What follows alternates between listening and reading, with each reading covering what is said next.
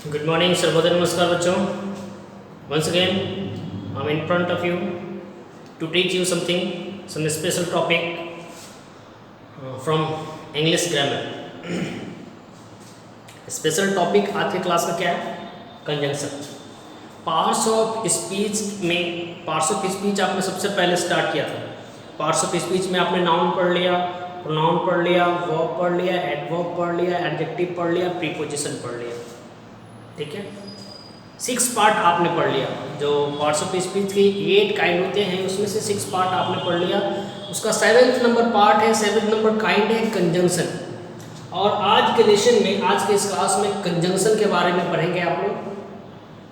तो सबसे पहले कंजंक्शन जो एक वर्ड है, जो एक टॉपिक है इस लेसन का, उस कंजंक्शन का मीनिंग क्या होता है ये जानना है. रेडी हैं जानने के लिए? बोलिए. कंजंक्शन जो आपको वर्ड नजर आ रहा है, अगर इसको ऐसे करके काट ले मतलब क्या बचेगा? जंक्शन. CON को रिमूव कर दिया, अगर मान लिया जाए कि CON को रिमूव कर दिया तो क्या बचेगा? Conjunction, sorry junction. और जंक्शन बहुत जाना पहचाना सा वर्ड है. जंक्शन से Patna junction, Hajipur junction, Ranchi junction, फलाना जंक्शन, फलाना जंक्शन, जंक्शन. और ये जो जंक्शन है इसका मीनिंग होता है कि दो रूटिंग, मान लिया कि ये कोई जंक्शन है, ये कोई जंक्शन है और यहाँ से विभिन्न प्रकार की रूटों की गाड़ियाँ या ट्रेनें चलती हैं. विभिन्न प्रकार, विभिन्न रूट से, रूट समझते हैं ना, विभिन्न रूट से, विभिन्न रूट से विभिन्न गाड़ियाँ जब एक प्लेस पर आकर रुकती है तब उसको जंक्शन कहते हैं. मतलब क्या करता है, ये प्लेस और ये प्लेस और ये प्लेस, ये छोटा छोटा आपका स्टेशन है. ठीक है, ये जो 4 ऑप्शन हमने दिए ये छोटे छोटे स्टेशन हैं और छोटे छोटे स्टेशन से जो गाड़ियाँ खुलती है वो एक जंक्शन पर आकर रुकती है. मतलब क्या करती है, इस छोटे से स्टेशन को, इन दोनों छोटे छोटे स्टेशनों को जंक्शन जोड़ने का काम करती है. छोटे छोटे स्टेशनों को जोड़ने का काम करती है. इन दोनों छोटे स्टेशन को जोड़ने का काम कौन करता है? जंक्शन. मतलब आप सिंपल समझ लीजिए, जंक्शन मतलब जोड़ना. बात समझ गए? और यहाँ कंजंक्शन आपको पढ़ना है इंग्लिश लैंग्वेज में, और जिसका मतलब भी होता है जोड़ना. क्या जोड़ेगा वो? देखिए क्या जोड़ेगा. कंजंक्शन क्या जोड़ता है इंग्लिश ग्रामर में? दिखता है डेफिनेशन के अकॉर्डिंग कंजंक्शन वह वर्ड है जो वर्ड्स को, फ्रेज को, क्लाउज को, सेंटेंस को और स्टेटमेंट को जोड़ता है, कनेक्ट करता है या लिंक करता है, एक दूसरे से कनेक्ट करता है. 2 वर्ड को आपस में जोड़ता है, 2 सेंटेंस को आपस में जोड़ता है, 2 फ्रेज को आपस में जोड़ता है, 2 क्लॉज को आपस में जोड़ता है, 2 स्टेटमेंट को आपस में जोड़ता है.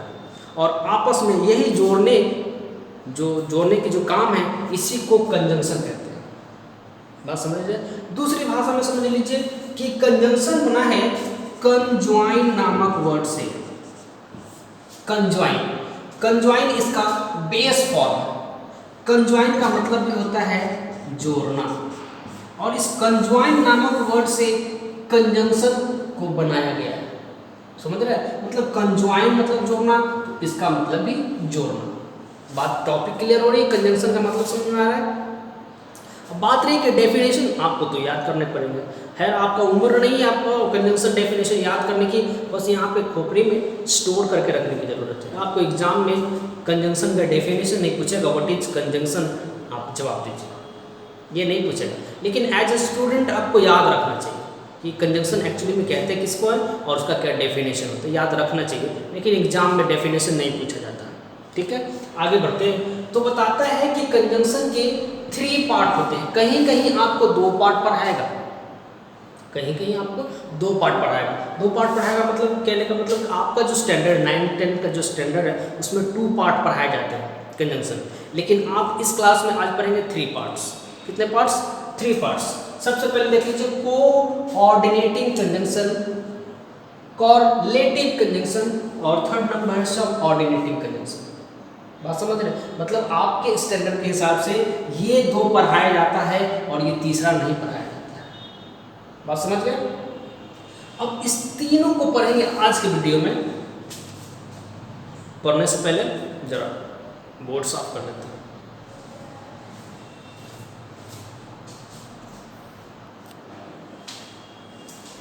सबसे पहले स्टार्ट करते हैं उसका पहला टाइप जो है कोऑर्डिनेटिंग कंजंक्शन, कोऑर्डिनेट करना। कोऑर्डिनेटिंग कंजंक्शन का मतलब कोऑर्डिनेट करना। कोऑर्डिनेट करना समझते हैं? नहीं समझते हैं, समझाते हैं अभी।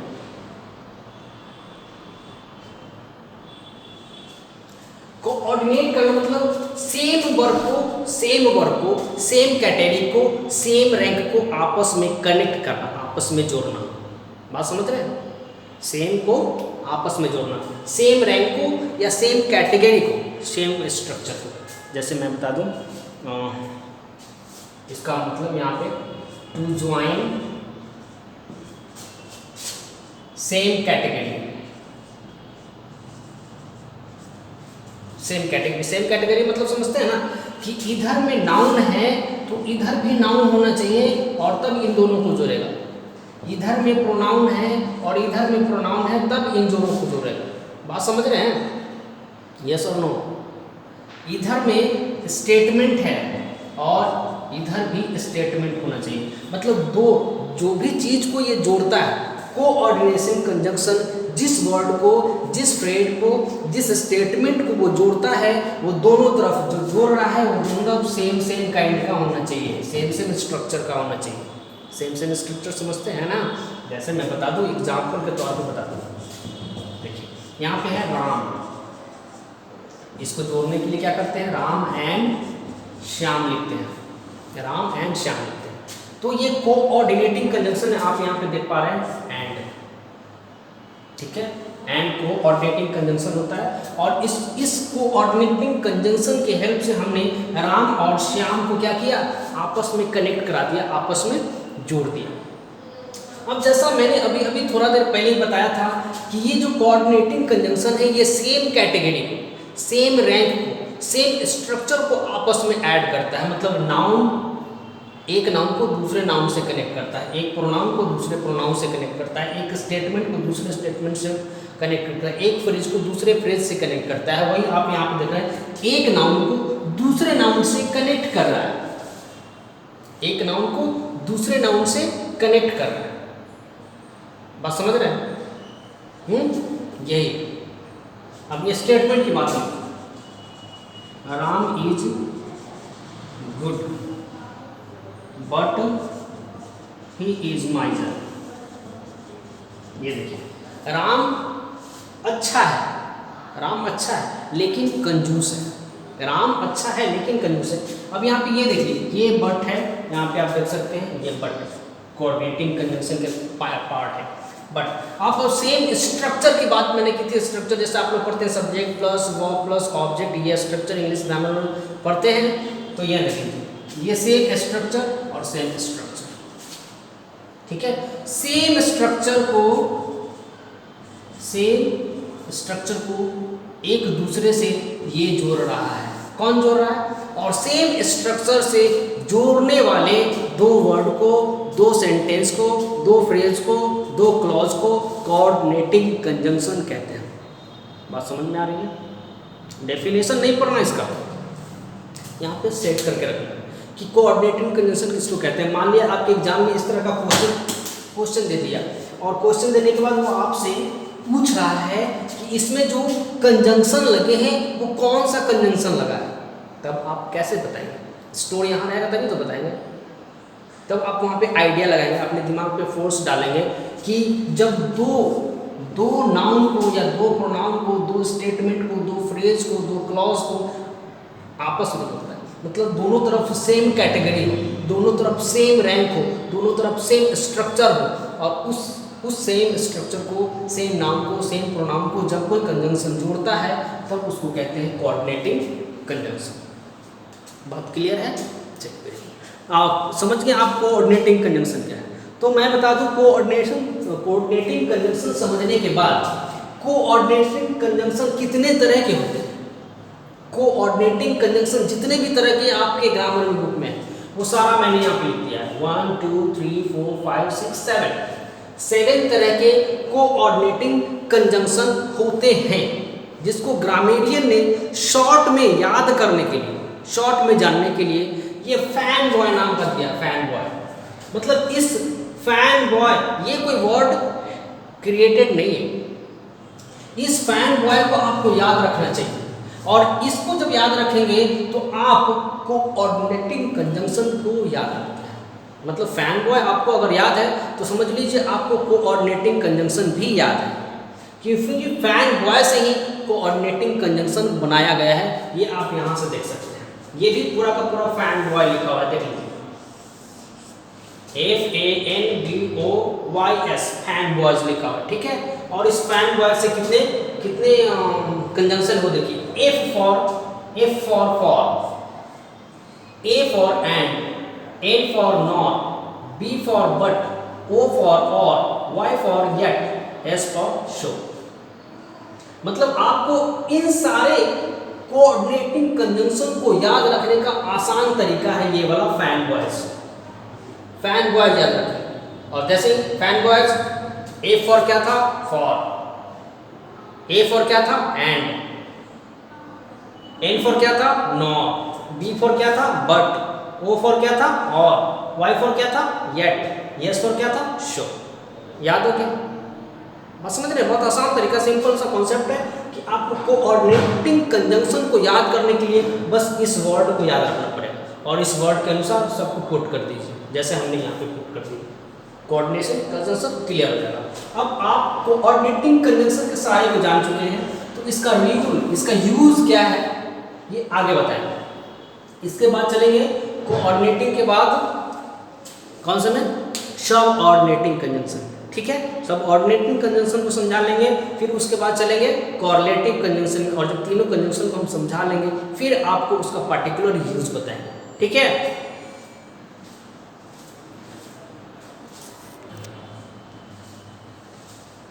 आइए सेकेंड नंबर कंजंक्शन में पहुंचे, जिसको कहते हैं सब ऑर्डिनेटिंग कंजंक्शन। सेकेंड पार्ट है इसका सब ऑर्डिनेटिंग कंजंक्शन। माय डियर थोड़ा सा घिचपिचा गया है, मतलब सट के लिखा गया है, थोड़ी गलती हो गई है, उसको अच्छे से ऑब्जर्व करेंगे आप। अगर फिर भी नहीं समझ में आए तो एक छोटा सा स्क्रीनशॉट ले लेंगे और फिर उसको फैला कर स्ट्रेच करके देखें। सचिन, सब ऑर्डिनेटिंग कंजंक्शन को समझने के लिए सब ऑर्डिनेट कंजंक्शन का मतलब होता है ये किसी और भी कंजंक्शन को इधर से उधर जोड़ने का काम करता है। जोड़ने का काम करता है मतलब ये क्या करता है, इसको शॉर्ट में पूरे के पूरे सब ऑर्डिनेट कंजंक्शन को शॉर्ट में याद करने का तरीका, जैसे मैंने पहला वाला बताया था कोऑर्डिनेट कंजंक्शन को शॉर्ट में याद करने का तरीका, वैसे ही सब ऑर्डिनेट को शॉर्ट में याद करने का तरीका आप यहाँ पे हम लिखना भूल गए, सॉरी, यहाँ पे WO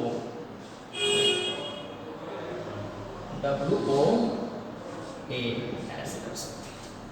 शॉर्ट में याद करने का तरीका है ये, किसको, सब ऑर्डिनेट कंजंक्शन भी देख ले, यहाँ पे लिखा वो WO और ये एक्सक्लेमेशन मार्क है, ठीक है। WO, a baby is up, a baby is up, मतलब इस सेंटेंस को जब आप याद रखेंगे तो समझ लीजिए कि सारा का सारा सब ऑर्डिनेट कंजंक्शन आपको याद हो गया। इन्हीं से सारे के सारे सब ऑर्डिनेट कंजंक्शन बनाए गए हैं और इसका यूज भी वही है। आप देख लीजिए, यहाँ देखिए W for when, where, wherever, whenever और why। W से कितने कंजंक्शन हो गए, 1 2 3 4 5 कंजंक्शन, और फिर O once और only if, once और only if। A after, as if, as long as much as soon as though और although। A से B for because, before, by the time। E for even if, even though। L for list, एक ही use है। I for if, in case, in order that, और S for since और so that। U for unless, untype, और E for provided that। मतलब आपने सीख लिया इस छोटे से सेंटेंस से पूरा का पूरा सब ऑर्डिनेट कंजंक्शन। मतलब आपने इस वर्ड को, इस लेसन को, इस सेंटेंस को अगर दिमाग में स्टोर करके रख लिया है तो पूरा का पूरा सब ऑर्डिनेट कंजंक्शन आपने लर्न करनी है शॉर्ट तरीके में, आसान तरीके में। ठीक है, बस आप समझ लीजिए कि पूरा का पूरा जो कंजंक्शन है ऐसे ऐसे छोटे छोटे ट्रिक से आप यहाँ पे स्टोर कर लीजिए। फिर बात आती है कि इसका यूज़ क्या है। इसका यूज़ पढ़ेंगे, आगे पढ़ेंगे, बात समझ रहे हैं? हाँ, स्क्रीनशॉट ले लेंगे और नोट कॉपी तैयार कर रहे हैं ना आप लोग, नोट कॉपी बना रहे हैं पूरे ग्रामर की, बना लीजिएगा माय डियर। अगर नहीं बना रहे हैं तो कहीं ना कहीं आपका लॉस हो रहा है। हमने जितना भी ग्रामर का टॉपिक आपको पढ़ाया सब आपको आने वाले फ्यूचर में बहुत बहुत यूज़फुल होगा, बहुत काम करेगा, इसलिए इग्नोर नहीं करेंगे। और कोई भी साधारण कॉपी में नहीं बनाएंगे, अच्छे वाले कॉपी में बनाएंगे कि वो आने वाले 20, 25, 30 सालों तक रहे। अच्छी कॉपी का यूज़ कीजिएगा और उसमें सारा सारा डिटेल जो हमने पढ़ाया सारा डिटेल मेंशन करके रखेंगे, बहुत यूज़फुल होगा आपके लिए। इरेज करते हैं बोर्ड, फिर इसका 3rd नंबर पढ़ते हैं।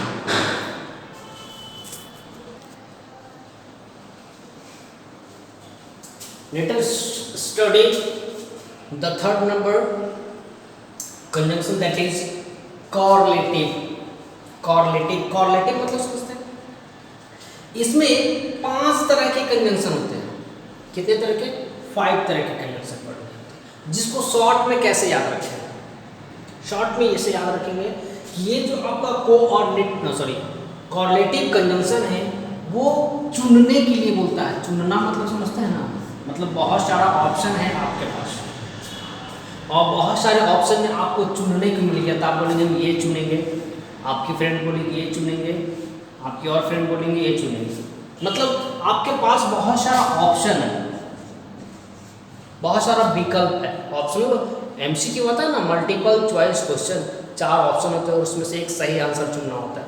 सेम चीज आपके पास इस सेंटेंस में 2 ऑप्शन रहेंगे। जब कंजंक्शन आपको कॉर्लेटिव कंजंक्शन चूज करना होगा तो आपके पास ये 4 या 3 ऑप्शन नहीं होगा, 2 ऑप्शन होगा और इन दोनों में से चुनाव करना पड़ेगा। यही है कॉर्लेटिव कंजंक्शन। और चुनाव कैसे करेंगे यहाँ देता है। दोनों, अगर 2 नाउन या 2 प्रोनाउन है उस सेंटेंस में, या फिर 2 फ्रेज है, 2 स्टेटमेंट है या 2 क्लॉज है, उन दोनों में से चूज करना है। तो आपको पसंद, आप दोनों चूज कर ले सकते, दोनों चूज कर रहे हैं तो यूज करना पड़ेगा both.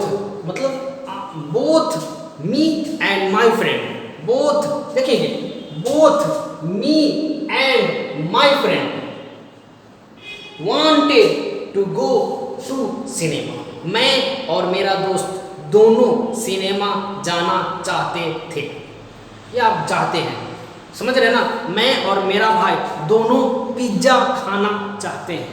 Me, both me and my brother want to eat pizza.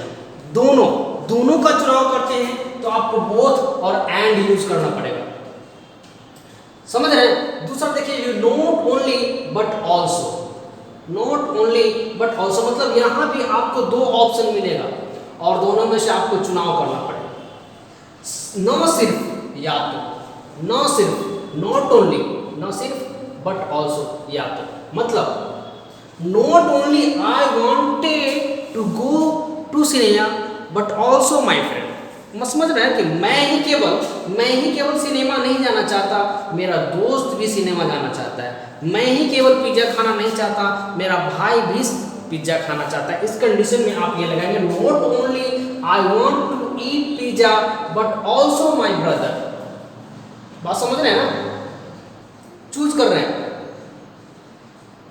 हाँ चलिए, अब यहाँ पे देख लीजिए, वेदर और वेदर और ये वेदर और मतलब 2 ऑप्शन फिर से आपके पास और दोनों में से चुनना है। Whether I go to cinema और माई ब्रदर, मतलब आप हैं और आपके भाई हैं, तो वेदर का जब यूज करेंगे तो या तो आप सिनेमा जाएंगे या फिर आपका भाई जाएगा, दोनों में से कोई एक जन जाएंगे। वेदर का जैसे ही यूज करेंगे, whether I go to cinema और माई ब्रदर, आपके पास ऑप्शन एक ही बचेगा।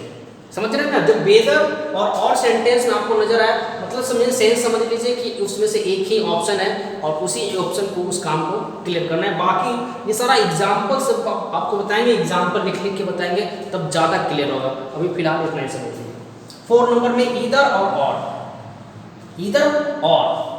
ईदर और भी सेम सेंस है कि मैं या मेरा भाई, मैं या मेरा भाई, दोनों में से कोई एक सिनेमा जाएगा। और नीदर और नॉर का यूज करते हैं तो दोनों में से कोई नहीं जाएगा। नीदर नॉर आ गया मतलब ना आप जाएंगे और ना आपका भाई जाएगा। मम्मी ने मना कर दिया कि ना तुम जाओगे ना तुम्हारा भाई जाएगा। Not neither you nor your brother went go to cinema. इसका यूज करेंगे तो फिर से लेंगे, या तो तुम जाओ या फिर तुम्हारा भाई जाएगा, दोनों में से कोई एक जाएगा, दोनों नहीं जाएगा। अगर दोनों जाएगा तो ये यूज करेंगे। बात समझ रहे हैं?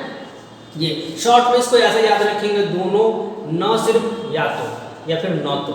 न तो मतलब कोई नहीं, और या तो मतलब एक जाएगा। दो ऑप्शन है, दोनों में से कोई एक जाएगा या फिर दोनों जाएगा। बात समझ रहे हैं ना? दोनों जाएगा तो बोथ, दोनों में से कोई एक जाएगा तो नॉट ओनली, ये भी और ये भी, और दोनों में से कोई नहीं जाएगा तो ये यूज करें। ठीक है?